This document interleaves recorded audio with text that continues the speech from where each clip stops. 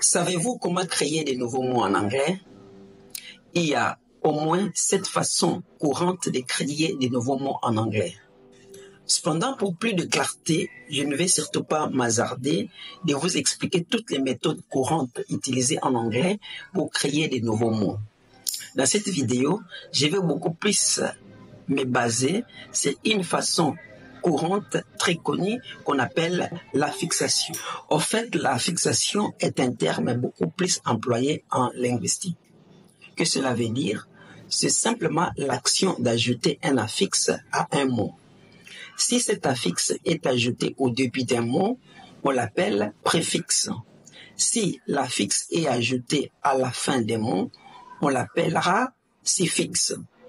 En d'autres mots, un affixe, ce n'est qu'une combinaison standard de lettres capable de changer la signification des mots, voire sa catégorie grammaticale. Par exemple, le verbe to use en anglais qui veut dire utiliser. Alors, je prends simplement les radicales use et j'ajoute full, j'ai useful. C'est l'adjectif, ok?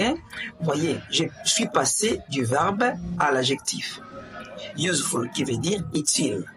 Mais je peux aussi mettre un préfixe devant useful et ça va encore changer le sens. Je dis unuseful. Unuseful qui n'est pas utile. Alors, dans cette leçon, je vais beaucoup plus parler des suffixes IST. Ce suffixe, quand vous le voyez, il s'agit du nom d'une profession. OK?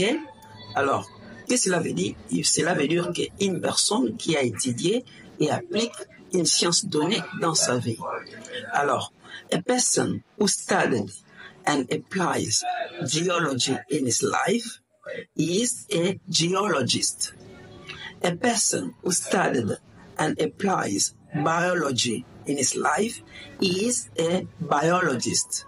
A person who studied and applies sociology in his life is a sociologist. A person who studied and applies agronomy in his life is an agronomist. A person who studied and applies archaeology is an archaeologist.